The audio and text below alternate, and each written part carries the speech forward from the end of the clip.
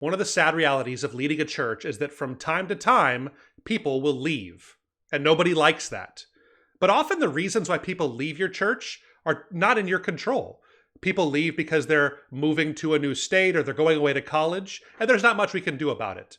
But there are a few reasons that we can do something about, and in today's episode, we're going to tackle 5 reasons why people leave your church that you need to address. We hope this conversation helps you reach more people and grow. This is the Reach Right podcast. Well, hey guys, welcome to the Reach Right podcast, episode number 74. I am your host, Thomas Costello, and with me, as always, is my co-host, Ian Hyatt. What's up, Thomas? Hey, not much, man. Looking forward to connecting today.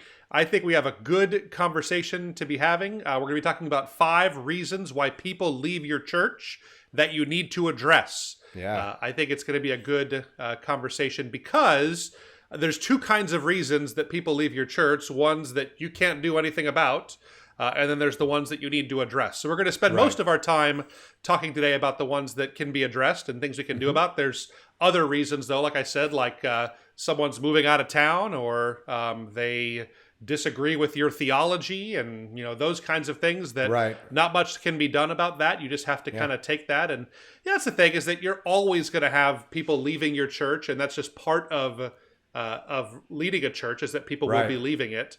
Now, we've been long saying that for most churches, the bigger problem is that not enough people are coming through the front door. I think that there's a lot of evidence that backs that up, that that it's more likely that you have a front door problem than a back door problem for most churches, because you're always going to have these kinds of people that are leaving your church. You can't solve all of these problems, but the best solution is to have a constant flow of new visitors and new people getting connected, and that usually mitigates the amount of people that you're losing. But today we have 5, I think, is what we're looking at, 5 different reasons why people are leaving.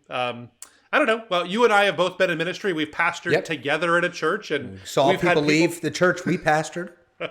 We definitely have seen people leave the church. I don't know. Like, I think that a lot of pastors out there, like me, we struggle because it's hard to not take it personally when people leave your church, really for any reason. Like I get sad even when people were leaving our church because they were moving out of town. It's like, it's still, you know, it's an end of relationship, but especially when it was, you know, some of these don't things take that new job. Don't take that new job and forget the promotion. Wouldn't you rather stay here with us and reach our community and do the things that we're talking about? So I don't know. It's hard. Can you relate to that? Have you felt that in your life? Yeah, absolutely. And if you have a connection with someone too, not just from I've pastored and then I'm in a season now where I'm not on staff at a church or pastoring, but I'm still connected with, you know, have deep connections with people at the church. And when they leave, it's definitely, you know, it makes you sad and sometimes angry depending on the reason. So there's a lot of emotions that come with it. But for pastors, I would say, and ministry leaders, it's, you know, it could maybe be even a little bit more sad or emotional. So just because it's, you know that. So, well, so I'm reminded of the way that we deal with that at Reach Right, even. Like, so we have customers that, you know, once in a while we'll have ones that leave for reasons that we feel like we could do a better job with. But the vast majority of them are leaving because are things that are outside of our control. Just the church closed down. You know, that's that one. Well, is there any way you guys could keep paying us and stay customers even though you're not operating as a church anymore? You know, keep the website. The website can be your church. Yeah. So that's it. You can keep going. So I think I feel it on that level too. But I don't know. I just think it's going to be a good conversation for us to talk through some of these things. So why don't you start us off with the first one today about the first thing that we need to address if it's a reason why people are leaving the church? Why don't you do that? Yeah. The first thing to, I think, address is that, you know, we got to understand this challenge that we have now, hopefully I always like saying post-COVID, but, you know, it's still lingering. So hopefully coming out of the pandemic, people got out of the habit of coming regularly. So I think, you know, there's many reasons for that. First of all, we were shut down for a long time and no one could attend any churches physically. And then churches reopened, some of them, not all of them. And then some that reopened, like my church, reopened and then shut back down for a season when a COVID Right. outbreak happened. So when you get off of this regular schedule of attending, people can just get in the habit of not coming on a regular basis. So that's a challenge I think we have to definitely understand is still happening now for sure. Even with most churches being reopened now, there's still some that are not, but most of them now are, and it's still a challenge of getting people to return because of that reason. They got out of the habit, or I'm sorry, not coming regularly, so not just returning. So yeah. Yeah, I think, the less regularly someone goes to a church service, the more likely they are to become disconnected and eventually not come back at all because they don't really have any kind of connection or something there. Yeah. I kind of, and I don't know if this will make sense or not, but I want to try and flesh this out. I kind of think of it almost like the idea of Eve and the serpent. I kind of think about how in churches, we used to, I don't know if we said this directly, but we kind of would indicate that if you do not regularly come to church or come almost as often as you can, your faith will surely die. Right? And then so I kind of get this idea that I picture Eve and the serpent where the serpent says to Eve, well, you're not going to die if you don't go to church anymore. Or you're not going to die if you take the fruit of the tree of knowledge of good and evil. I feel like everybody's kind of got a taste of that knowledge of good and evil that, I didn't go every single week for a year. Yeah. And I didn't die. And I think that deep down, if we take a look at ourselves, I know that for me and my family, I think it's been harder to keep our family and our faith on track in some ways, especially the way I'm called to be pastoring and leading my children, and I think just not having a regular scheduled worship service where we can get together, the kids not having youth ministry that they can be going to, and some of those things, it's made an extra, at least a certain level of challenge on our part to make sure our kids are growing spiritually. So I don't know. I kind of see that. In my experience, every single time someone doesn't go to church or they make a decision to not go to a service, it makes it easier the next time to not go to service too. And the more you get disconnected, I just think that the more that grows there. So I don't know, what is the church to do about this? What is the solution? How do we, if we need to address it, how do we address something like this, Ian? I think it's finding a way. First thing that comes to mind is finding a way to reconnect with some of these people. Think about each person, because everyone kind of falls. Maybe someone was involved in men's ministry, okay, and then they are not coming regularly. Maybe someone was very active in small groups or serving with kids, and they're gone. Maybe those ministry leaders they can naturally, obviously, reach out to who they had connection with and the people that were serving under them. So I think that's just thing number one is, okay, think about how we can re-engage these people to find a way for them to see the benefit of returning regularly. Yeah. Yeah, absolutely. No, that's good. I think I'm with you. I think that having well thought out processes to follow up with people that you haven't seen in a week or two, people that were around pre-pandemic, you know what?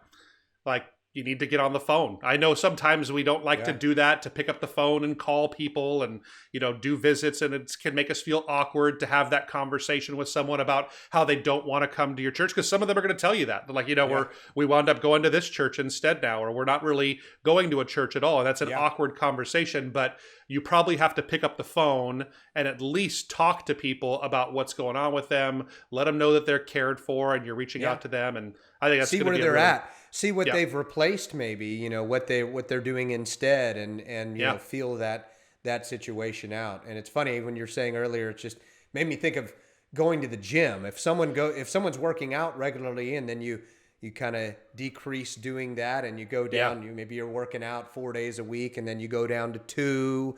And then from 2, it's just maybe I'll get in 1. It's the same kind of. It's different, but it's similar. We're creatures of habit, right? And we can fall out of good habits. That's right. I can attest to that, to the gym analogy, that getting out of that habit is a challenge there. So, all right, let me go ahead and get the next one. I think the next reason why people are leaving your church that you need to address is that you don't have clear next steps. Maybe people were at your church, but they were never really a part of your church. They never were able to take those next steps to get in and become a part of what was going on there. And so that, I think, is something that you need to address, because if you, and I know we talk about this all the time, I think, especially with the churches that we're consulting, I know that this is ground zero for things that churches are missing in their overall process. How often do we hear people say, "Oh yeah, we have a really great process for getting visitors in the door, but well, our other kind of our assimilation process, our next steps process, what do we always hear? They always say it's a bit of a work in progress, right? We're kind of working in progress. Yeah. We're working through that right now. Yeah. Well, you need to, I think every church, if you're hearing me and you're a church leader right now, you need to get this solved and not let it be a work in progress starting in 2022. Like you have 5 weeks to get this thing nailed down. Spend some time with your staff, really nail down what are those next steps. What do we want people to go to before they show up, before we consider them members? What do we invite new visitors to all the time? And what is that kind of momentum building assimilation tool? And how are we clearly presenting that to people there? So I know this can be a real challenge for smaller churches, especially if you don't have a lot of new people coming in, because you're kind of stuck with that thing of like, well, I can only think of 4 people that have come in the last 6 months, and that'd be awkward to have a class with 4 people and only if half of them could come. So there's all kinds of challenges that come with it, but you need to get over those, because getting people assimilated and into the life of the church through a clear process that you can repeat and do over and over again, I think it is absolutely imperative there. So, what do you have to add? It's even more imperative now. You know, with like going back to our first point, people getting out of the habit due to the pandemic. It's even more important because people are more out of the habit. We even saw before pre-COVID. The numbers for years have been that, a regular attender wasn't necessarily someone that was coming every Sunday. Right.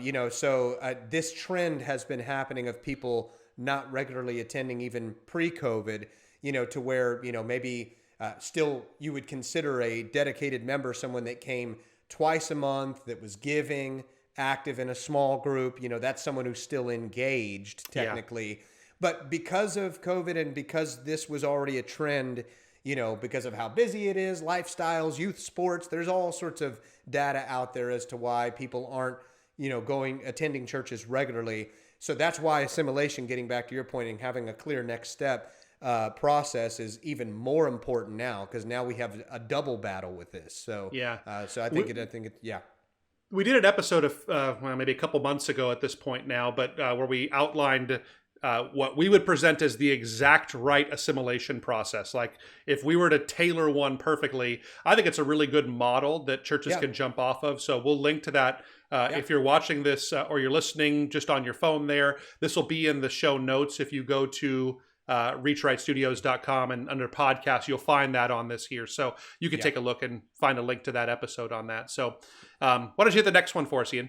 Yeah, next one is that they never found their people. They're not regularly attending because they never connected with their people. Close relationships were not developed. And I think it's funny. I think of my church. This is a challenge at being a part of a larger church. Technically a mega-sized church. And I think mega-sized churches have already had that stigma that someone's just going to go hear a great message and then they're out the door. That does happen. And now our church is also very great at getting people connected in small groups. We drive that all the time. We know that it's not just about Sunday morning and everything, but it's about people connecting, men getting together with men, women getting together with women, and more than that. But I think it's a challenge that can happen at smaller churches too. But at larger churches, I think of our church, we've seen a lot of people go out the back door because great preaching alone couldn't keep them there. So I think people, you need to make sure you're fostering and encouraging relationships and making sure you have a plan for that and a process. Yeah, I think that's exactly right. And there's all kinds of ways that you can do this, I think. The obvious one is probably small groups for most churches, or I don't know, maybe at your church you call it Sunday school, and that's your version of small groups, or maybe you do some kind of but you need to have some kind of a smaller group, because these relationships are very hard to form just on Sunday morning. Yeah. Just if it's just for that hour right there, especially for newer people, they're not going to be the ones that stick around and chat for 45 minutes like my mom always did when I was a kid, and I would beg her to leave church every Sunday. It's hard to build those kinds of life-giving relationships. And so small groups are a way. Honestly, I think that finding places where people can serve, that is another great way to build relationships. I think about, you and I, it's through work is how we've built relationship over the years. Yeah. It became much more than that in our relationship. But think about the people that you're closest to in this earth. A lot of times it's people that you've worked with over time, or you've been through times of service at church. So finding groups for people to serve in is another great way to make connection. But you just have to realize that if people don't have some of their closest friends within your church, their relationship, or I guess their membership or their partnership with your church is very tenuous at best, right? So if they find another church where they're best friends in the world, where they all go to that church, they will not be part of your church at that point there. They're going to wind up being where their people are. So doing everything we can to facilitate that. Now, I know a lot of times we do small groups and we think that the main focus is discipleship or Bible teaching or worship time or prayer. And those are all really important, but I think that you need to bake in some time into those for really just organic relationship building. It doesn't always have to be just about business and about teaching and learning all the time. I think just sharing life together, make meals a part of your small groups, do those kinds of things where people can really do life together and build real life-giving relationship. I think that's really important.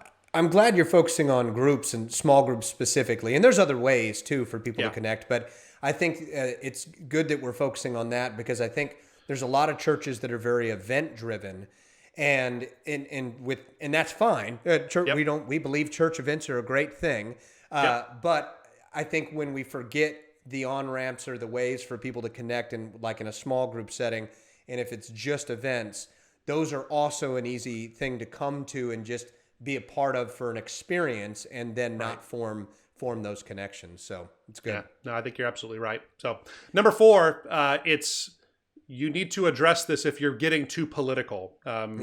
If you're, I would guess that most churches, maybe there's some that haven't had this happen, but most churches in the last couple of years have lost people due to political differences. And this is a constant battle. I think people will leave your church because of their politics or your politics or some combination of the two. I know our church has had people leave it. And the sad thing is that we've had people leave it from both ends of the political spectrum. People are upset because we won't go and organize mask protests in our city. And at the same time, we won't go and support mask mandates and vaccine mandates in our community there. And we have this middle ground where we just, really, I think that is our church is on the exact right path with that. I would be positive that your church has lost people because of politics. And it might be vaccine politics or mask politics or COVID politics. It might be Biden politics or Trump politics or local Sexual politics orientation, whatever. Every political issue. The list goes on. We found a lot in the last year and a half to get. We found plenty of those issues. To address. Absolutely. So here's the thing: is that there are some political things that are going to be outside of your control. There will be people that will leave because you are not political enough.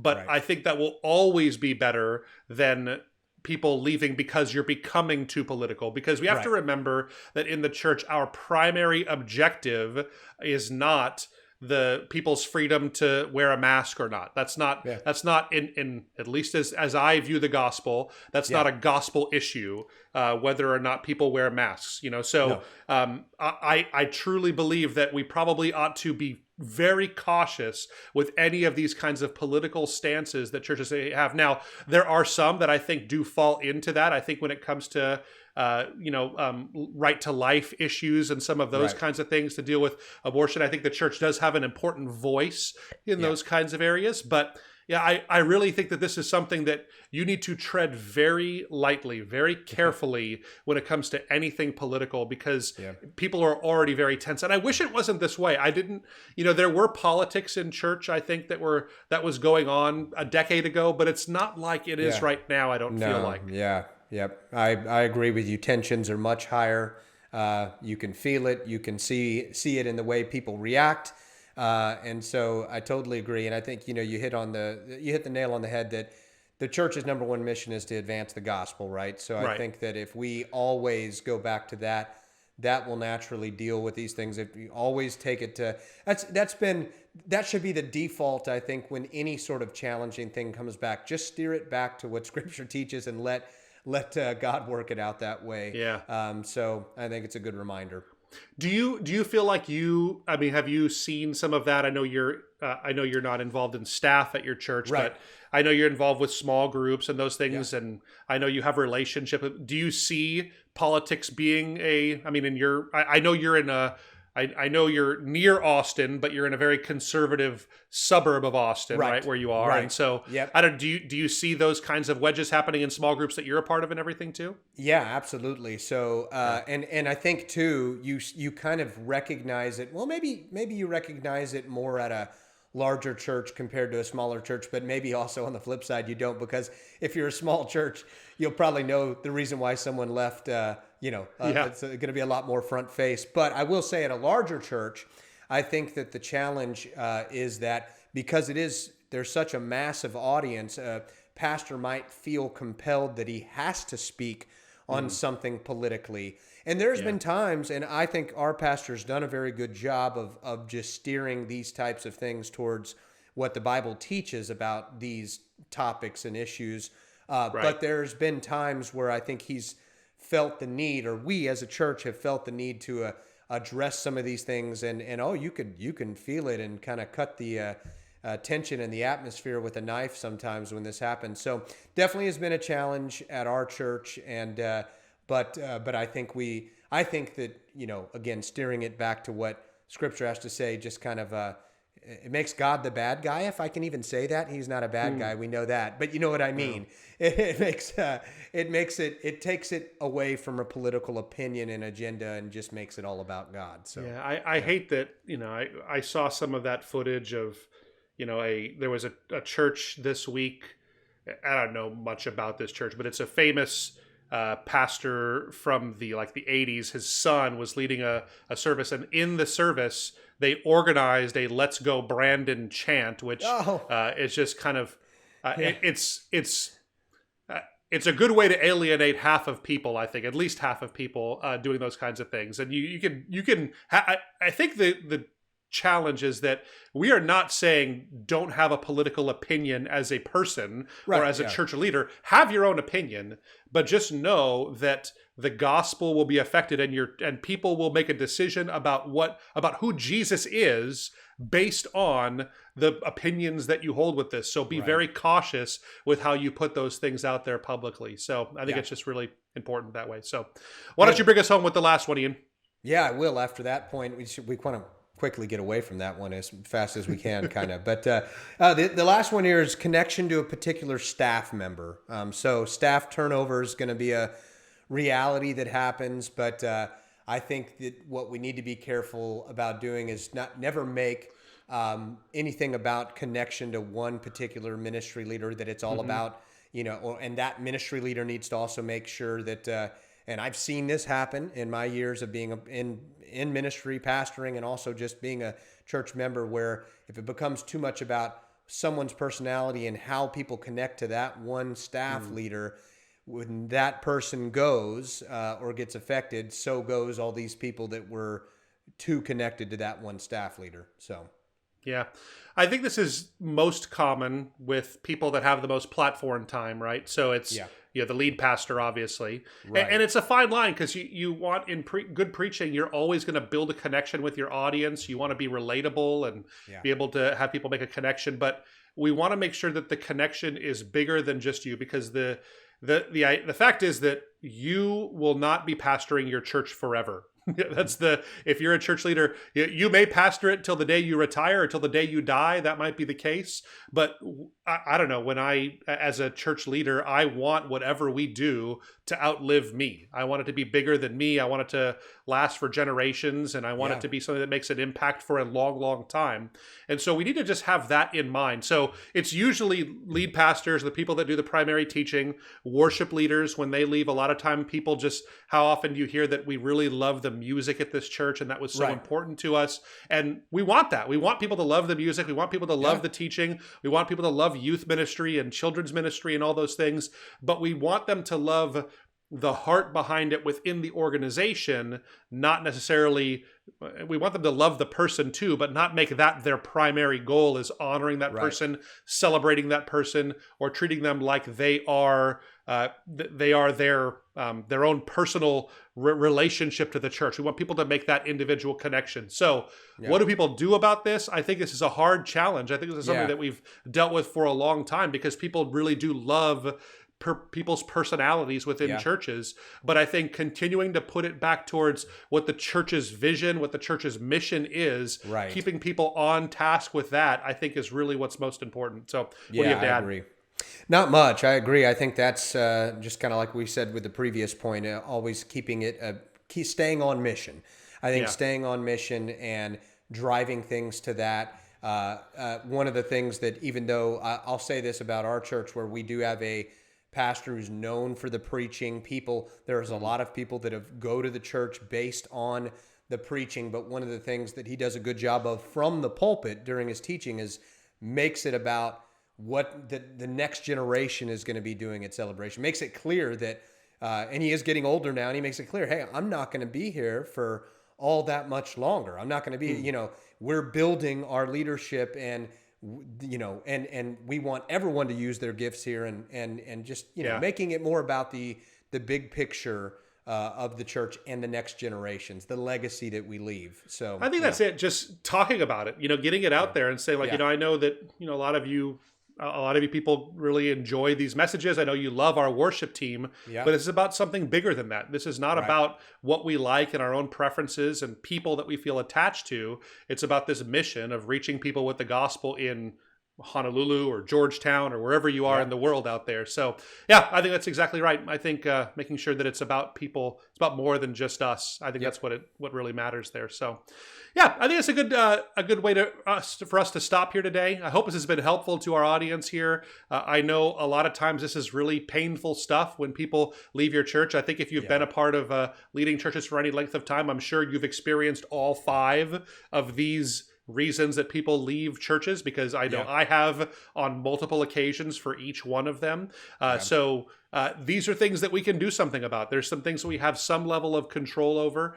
So we hope it's been helpful to you today. If it has been, it would mean so much to us if you would rate, review, subscribe, and don't leave us. Don't leave our podcast. Remain a part of our Reach Right family. Regular. Do not unsubscribe. Listen every week. Thank you guys so much. Tell us what we can do to keep you regular. Yes. That's exactly right. Yeah, we're happy to. So thank you guys for being a part of our Reach Right family. Do let us know in the comments if you have anything to add. We also do look for recommendations and topic ideas in those comments there. I know we've done several episodes based on that. So if you have something you'd like us to discuss here and we think it's appropriate, we'd love to tackle it. So leave that in the comments. Thanks, guys, for watching or listening, and we'll catch you next week. See you.